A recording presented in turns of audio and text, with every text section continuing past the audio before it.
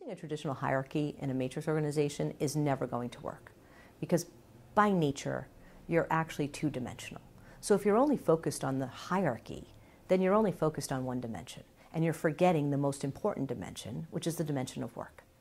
The other piece of focusing on the traditional hierarchy is that you're focusing on authority and command and control. And we don't have control over the people that report to us. They have control over themselves. So we need a different approach as a leader that lets go of authority as the way we get things done. We need to be able to work and lead with accountability and lead with making decisions at the right level in the organization. When we lead with authority, we have a tendency to be in tell mode, to be in controller mode. I'm the leader, I make the decision. I've worked with lots of organizations that have gone through a restructure into a matrix that they say, and the first thing they do, and they spend months documenting who has decision-making authority. And that's because they're all focused on what part do I own? What do I have control over? And that won't work in a matrix because there isn't a part of the organization that doesn't have a stakeholder from across the organization. One of the things that happens when we're relying on the hierarchy is we're only relying on that leader to think about who the stakeholders are and then engage them. If they don't, we lose the opportunity to understand what the downstream impacts would be or the upstream impacts. So I can't rely on that hierarchy because it's not the only way my business runs. So I want to make sure that leaders start to understand that I'm not saying that authority goes away. Authority exists in a matrix, and some people believe that it goes away. The key here is that it's the last resort.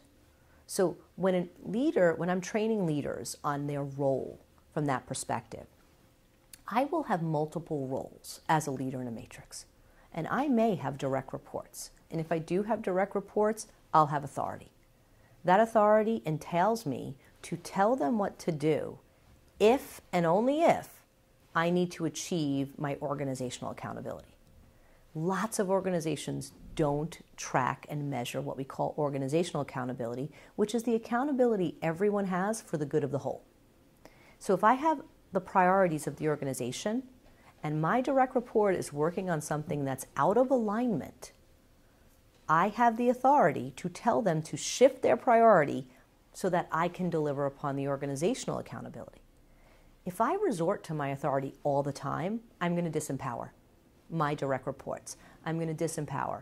And if they're relying on the traditional hierarchy as the way to get things done, they're absolutely going to restructure as a solution because they want to give authority.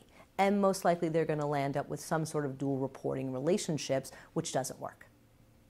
Too many organizations I've worked with have done dual reporting and they have shown up with people in chaos and struggling with resources and symptoms of the direct report being torn between two leaders who are out of alignment.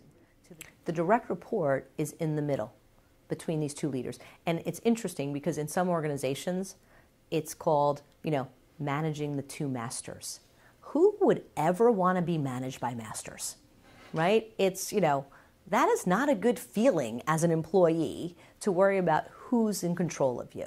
So we've talked to organizations and leaders have, not leaders, but even HR who are concerned about this, are how do we manage the change, the anxiety that comes with the restructure?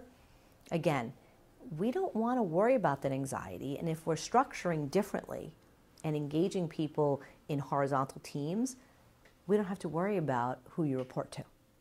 That role will really be driven off of what's your capacity and what's your capability. And that's one of the key pieces. And that's a key shift for leaders to make in a matrix, as that in my vertical role, I have authority and I'm there to coach and manage that capacity and capability of that direct report.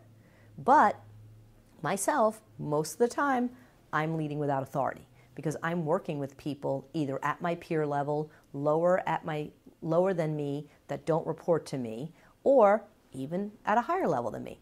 And every single person in that horizontal dimension doesn't have authority over someone else. And I've got to be able to work with them directly to do that. So I need skills to lead without authority.